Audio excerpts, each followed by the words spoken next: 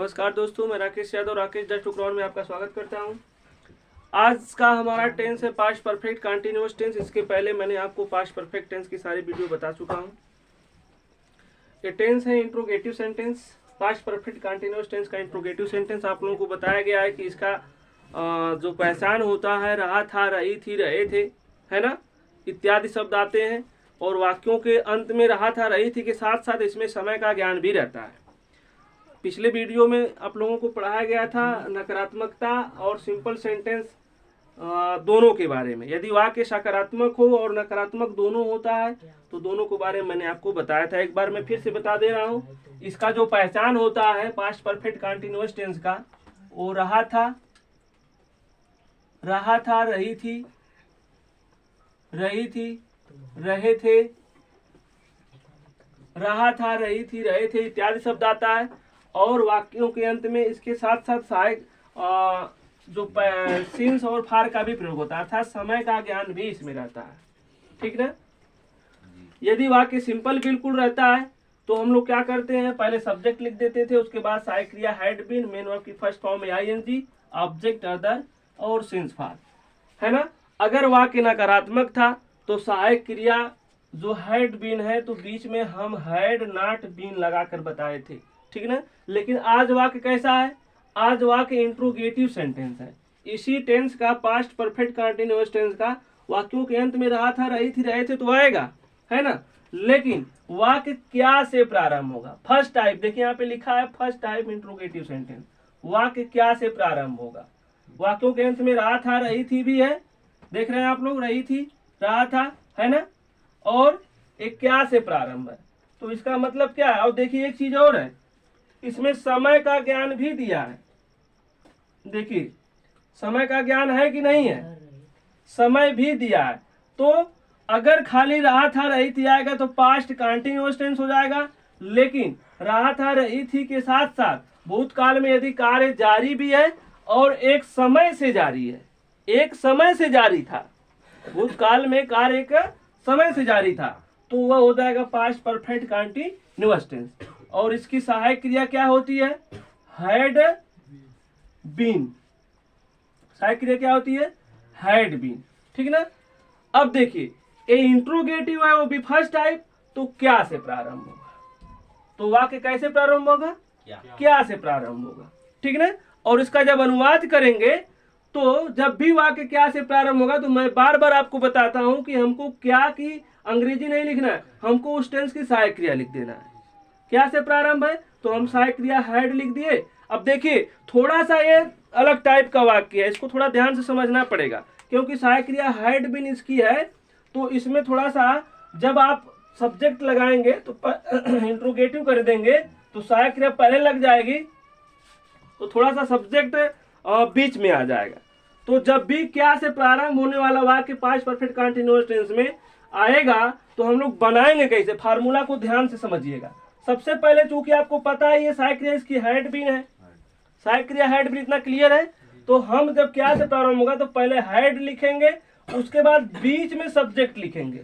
देखिए ध्यान से, पहले क्या मैं लिखा हूं, पहले हैड लिख दिया हूं, उसके बाद बीच में सब्जेक्ट लिखा हूं, फिर बीन लिखा हूं, है ना। हैड बीन डायरेक्ट नहीं होगा, फिर सब्जेक्ट नहीं होगा, इसे ध्यान रहे। पहले हैड लिखेंगे, फिर सब्जेक्ट, फिर बीन, है ना। और फिर ऐसे मेन वर्ब की फर्स्ट फॉर्म में आईएनजी, ऑब्जेक्ट अदर सिंस फार। और ध्यान रहे यही वाक्य यदि इंट्रोगेटिव है फर्स्ट टाइप का और निगेटिव भी है, इंट्रोगेटिव भी है और निगेटिव भी है, दोनों अगर रहेगा तब क्या करेंगे, तो हैड लिख देंगे, सब्जेक्ट लिख देंगे और यहीं पर क्या कर देंगे, नॉट लिख देंगे, सब्जेक्ट के बाद नॉट, फिर बीन लिखेंगे। ध्यान रहे, ठीक ना। किसी कोई दिक्कत, देखिए यहाँ पे रहा था, रही थी आ गया तो पास्ट परफेक्ट कंटिन्यूअस टेंस क्यों है, क्योंकि समय भी है, रहा था, रही थी भी है, इतना क्लियर है। और क्या से प्रारंभ है, सहायक क्रिया मैंने हैड बीन बता दिया, फार्मूला यहाँ पर लिखा गया है, पहले हैड लिखोगे, उसके बाद सब्जेक्ट, फिर बीन। यदि निगेटिव भी है यहाँ पे देखिए मैं इसलिए निगेटिव भी बता दिया हूं, अगर निगेटिव भी है तो हैड लिखोगे, सब्जेक्ट लिखोगे, उसके बाद नॉट, फिर बीन। क्लियर है। किसी को दिक्कत कोई तो बताए, वह एग्जाम्पल बताए हम। चलिए एग्जाम्पल को देखिए। अब देखिए क्या से शुरू है, तो पहले बिना सोचे समझे फार्मूला पर बैठाना शुरू कर दीजिए। क्या से शुरू है तो पहले हाइट लिख दीजिए। क्या लिख देना है? हाइट लिख दीजिए पहले। उसके बाद सब्जेक्ट लिख रहा है, सब्जेक्ट माने कर्ता, कर्ता लिखना है ना, तो कर्ता बताइए क्या है? बच्चा है, कर्ता बच्चा है ना। Had the child, had the child, had the child, ठीक ना। सब्जेक्ट हो गया। बताइए इसमें नाट लगा है, नहीं लगा है? नहीं लगा है तो नाट नहीं लिखेंगे। उसके बाद क्या? बीन लिख देना यहाँ पे। देखिए बीन लिखा है कि नहीं लिखा है? बीन लिखा है तो बीन भी लिख दो। इसके बाद मुख्य क्रिया क्या है? चिल्ला रहा था। बच्चा क्या कर रहा था? चिल्ला रहा था। आ रहा समझ में? तो चिल्लाने के अंग्रेजी क्या हो जाएगा? CRY, CRY, ठीक ना। और क्या हो जाएगा इसमें? क्राइंग में क्या हो जाता है? CRYING, यही ना भाई? क्यों जी लड़के? जी सही है, इसमें ING जोड़ देंगे, ING लग जाएगा। Had the child been crying, ठीक ना। यहां तक हम आ गए। ऑब्जेक्ट क्या है? ऑब्जेक्ट है इसमें कुछ? इसमें कर्म नहीं है, कोई कर्म नहीं है तो कर्म नहीं लिखना। ऑब्जेक्ट हो लिखा है ही नहीं। अदर क्या? अदर भी कुछ नहीं है। सिंस फार है जी, समय का प्रयोग किया गया है 10 मिनट से। 10 मिनट बताइए क्या है? 10 मिनट क्या है? अनिश्चित है ना। यही दे देता 2 घंटे से तब भी अनिश्चित रहता, ठीक ना। लेकिन दे देता 4 बजे से तो निश्चित हो जाता। 4 बजे से दे देता तो निश्चित नहीं हो जाता। 2 घंटे से दे देगा, 10 मिनट से दे देगा तो अनिश्चित है। 4 बजे से दे दिया या दोपहर से दे दिया, ठीक है, रात से दे दिया, सुबह से दे दिया तो निश्चित हो गया। मैं इसको कई बार बता दिया, मुझे भी जैसे बहुत वो लग रहा है ना। इसने भी आप लोग नहीं समझ रहे हैं तो बात अलग है। वीडियो को बार बार देखिए, क्लियर हो जाएगा। इस चीज में बताया हूं समय के लिए कैसे जानते हैं। Had the child been crying for 10 minute मतलब 10 मिनट। MENUTES क्वेश्चन मार्क लगा दीजिए। क्लियर है? चलिए आगे देखिए। कह रहे हैं कि क्या लता, अब मैं देखिए समझाऊंगा ना, बस इसी पर बनाते चले जाऊंगा। फिर क्या लगा है तो हेड लगा देंगे। हेड लगाएंगे कि नहीं लगाएंगे? सब्जेक्ट क्या है? कर्ता कौन है? लता मंगेशकर 10 वर्षों से फिल्मों में गीत, तो मंगेशकर ही सब्जेक्ट है, ठीक ना जी। तो लता मंगेशकर यहाँ पे लिख लीजिए। लता मंगेशकर जी, कल इनका निधन हो गया, ठीक ना। एक बार फिर से इनको श्रद्धांजलि दे दीजिए सारे लोग, ठीक ना। चलिए, हैड लता मंगेशकर,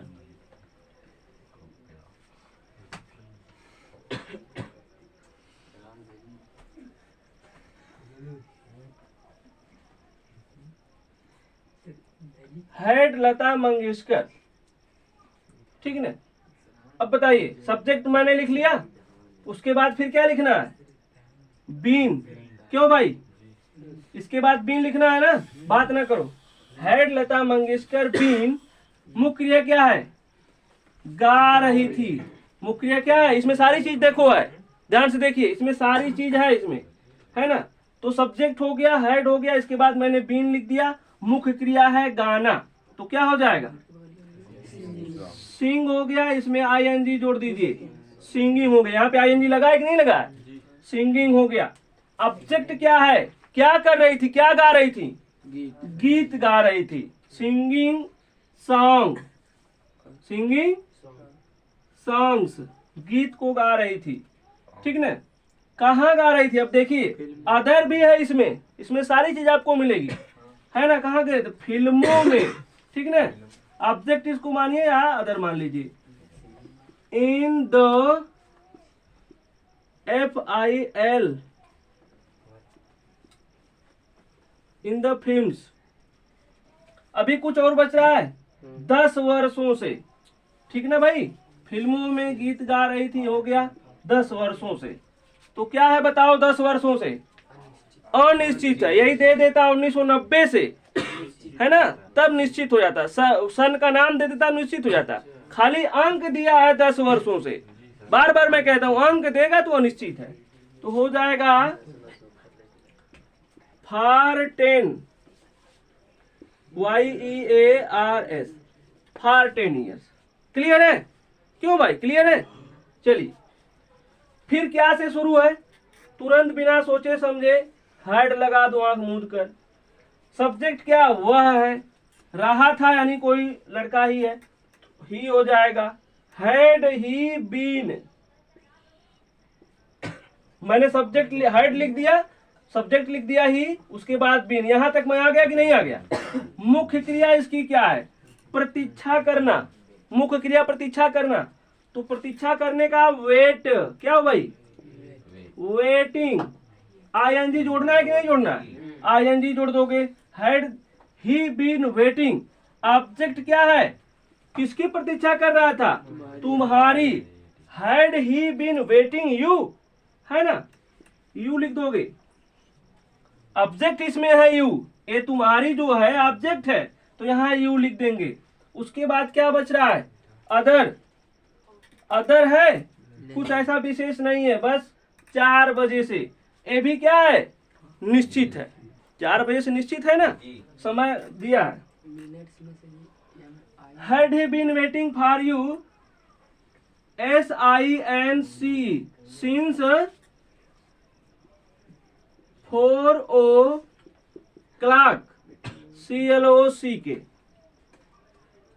अगर किसी को दिक्कत है तो कमेंट जरूर करिएगा। अच्छा ठीक है, उसको देख ले रहा हूं। क्लॉक ये हो गया भाई, ये क्लियर है ना? समझ में आ गया? चलिए आगे हम देख रहे हैं। चलिए अभी हम देख ले रहे हैं, एक बार रिवाइज कर देंगे। क्या वे कानपुर में 1989 से नहीं रह रहे थे? अब देखिए यहाँ पे क्या है, निगेटिव भी है और इंट्रोगेटिव भी है, दोनों सेंटेंस है, मतलब एक ही सेंटेंस में दोनों चीजें हैं, ठीक ना? तो पहले क्या है, तो जाहिर सी बात है पहले हेड लिख देंगे। हेड लिखेंगे नहीं लिखेंगे? सब्जेक्ट है, सब्जेक्ट क्या है? कौन कानपुर में नहीं रह रहे थे? वे, तो दे लिख दीजिए, हेड दे। और कर्ता के बाद, कर्ता के बाद मैंने देखिए यहाँ पे कहा अगर नहीं है तो नॉट लिख देंगे, हैड दे नॉट बीन। अब जाकर बीन होगा इतना बड़ा, ठीक ना? इतने चलने के बाद फिर बीन हो जाएगा। उसके बाद फिर मुख्य क्रिया क्या है? रहना। मुख्य क्रिया रहना है ना, तो लिव मिस होता है रहना, LIVE, है ना? इसमें ING जोड़ दीजिए, लिविंग। एक लिव और होता है, देखिए LEAV, इसके माने होता है छोड़ना, और LIVE इसके माने होता है रहना। ध्यान रहे, ठीक ना? ये हो रहने वाला है LIVEING। लिविंग कहाँ पे? ऑब्जेक्ट क्या है? कानपुर में, है ना? तो इन दी कानपुर। क्यों भाई? समय दिया है, देखिए यहाँ पे नाम दे दिया, नाम से दे दिया 1989 से, सन का नाम दिया है ना, तो क्या हो जाएगा? SINCE, since 1989। चलिए क्लियर हो गया? क्यों भाई? चलिए देख लीजिए, पहले क्या हम लिख रहे हैं? हैड, उसके बाद सब्जेक्ट, फिर बीन, है ना? फिर मुख्य क्रिया, इसमें ING, उसके बाद समय का ज्ञान है, तो ये सारी चीजें हम लिख दे रहे हैं, ठीक ना? यहाँ पे देखिए MI बना लीजिए, ME हो गया है, यहाँ पे क्या बना लेना है? MI, ठीक है, मिनट्स।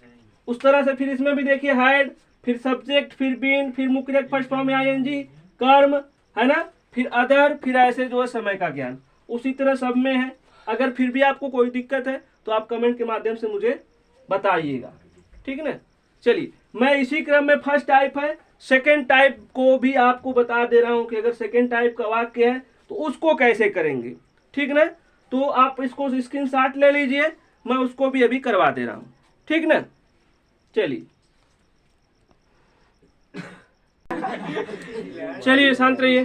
देखिए अगर वाक्य अब तक आप लोगों ने देखा कि जब क्या से प्रारंभ है तो कैसे अनुवाद करेंगे, यदि यही वाक्य प्रश्नवाचक शब्द अगर वाक्य के बीच में आ जाएगा तब इसका अनुवाद कैसे करेंगे, इसी टेंस का मैं बता रहा हूँ।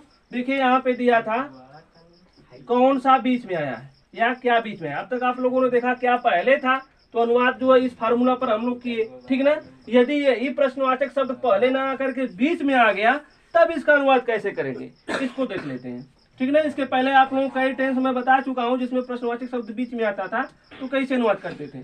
तो जाहिर सी बात है, सबसे पहले इसका क्वेश्चन वर्ड का जो है लिख देंगे यहाँ पे, इसका पहले अंग्रेजी लिख देंगे, ठीक ना। कुछ नहीं करना होता, अगर क्या से प्रारंभ है तो पहले सहायक क्रिया लिखते हैं, और यदि प्रश्नवाचक शब्द बीच में है तो सबसे पहले इसकी अंग्रेजी। यहाँ पे देखिए मैं लिखता हूँ क्वेश्चन वर्ड अब प्लस जो है head plus subject plus been. आ रहा समझ में बात। तो पहले हम लोग इसकी क्या कर देंगे, अंग्रेजी लिख देंगे, और शेष नियम पूर्ववत रहेगा, सारा नियम वही रहेगा। जैसे यहाँ पे देखिए रहा था रही थी है, इसमें भी रहा था रही थी आया है, बस खाली वही प्रश्नवाचक शब्द यहाँ से हट कर क्या हो गया, बीच में हो गया है, ठीक ना। कोई दिक्कत किसी को?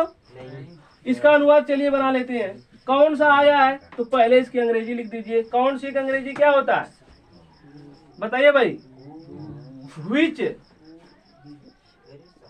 व्हिच कौन सा, कौन सी अंग्रेजी व्हिच होता है, हु नहीं, हु माने कौन होता है ना। यहाँ पे कौन सा है, कौन सा या कौन सी। और ध्यान रहे जब भी कौन सा कौन सी ऐसे वर्ड आते हैं तो उनके साथ जो नाउन होता है उसका भी तुरंत लिख देते हैं अंग्रेजी। ध्यान रहे कौन सा उपन्यास है ना तो विच नॉवेल तुरंत हो जाएगा। बात समझ में आ रहा है, ध्यान दीजिएगा भाई। तो इसके साथ उपन्यास लगा है तो नॉवेल हो जाएगा इसका अंग्रेजी NOVEL, व्हिच नॉवेल। इसके साथ ये भी हो गया कि नहीं हो गया। अब हमको क्या करना है, सहायक क्रिया लिख दीजिए, which novel had, which novel had. अब देखिए अब सब्जेक्ट लिखना है, बोलो मत भाई, इधर देखो ध्यान से। हैड लिख दिया हमने, अब सब्जेक्ट लिखना है। सब्जेक्ट लिखना है कि नहीं हैड के बाद, तो लिख दीजिए this, which novel had this, लड़का है ना boy, which novel had this boy. अब फिर इसके बाद बीन जोड़ देना है यहाँ पे, क्यों भाई, यहाँ पे बीन जोड़ दीजिए। उसके बाद मुख्य क्रिया, मुख्य क्रिया क्या है, पढ़ना, पढ़ना है ना, तो यहाँ पे रीड लिख दीजिए READING, रीडिंग, ठीक ना, reading. Which novel had this boy been reading. अभी क्या बच रहा है, कुछ बचा है ऑब्जेक्ट या अदर। उपन्यास तो पहले ही लिख दिए हो, पढ़ रहा था भी हो गया है, यह लड़का भी हो गया। एक बार ऐसे देख लिया करिए एक झलक में, कुछ छूट तो नहीं रहा है। ये फार्मूला इसीलिए बना रहता है सारी चीज देखने के लिए, ठीक ना। चलिए अभी बचा है 10 मिनट से, तो क्या हो जाएगा, फॉर 10 मिनट्स, MINUTES। कोई दिक्कत किसी को? एक चीज फिर मैं बता दे रहा हूं, यदि कौन सा कौन सी आया है ना, या और ऐसे आया है, व्हिच आ गया, व्हिच के अलावा और भी कोई ऐसे आ रहा है जैसे मैं आपको बताया था, है ना, तो उसके साथ तुरंत जो है जो नाउन लगा रहता है उसकी भी अंग्रेजी हम लोग क्या करते हैं, लिख देते हैं। उसके बाद सहायक क्रिया, फिर कर्ता, फिर बीन, फिर मेन वर्ब, और फिर ऐसे बनाते चले जाए। चलिए इसका देख लीजिए। अब देखिए दोपहर से यह लड़की क्या कर रही थी, है ना, क्वेश्चन वर्ड बीच में आया है क्या, तो क्या की अंग्रेजी लिख लेते हैं।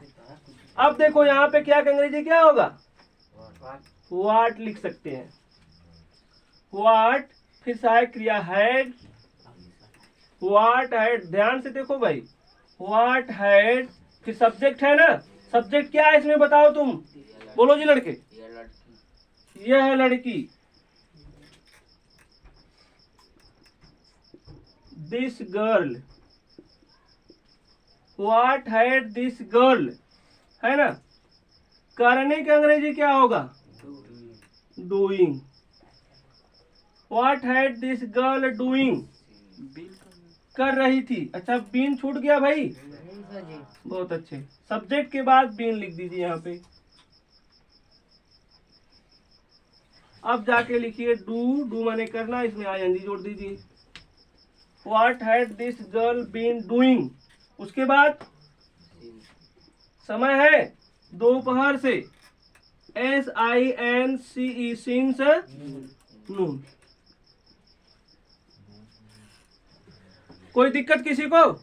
अगर आपको एग्जाम्पल की समस्या है और समझना चाहते हो तो आप लोग बताइएगा, मैं आपको और एग्जाम्पल बाद में करवा दूंगा।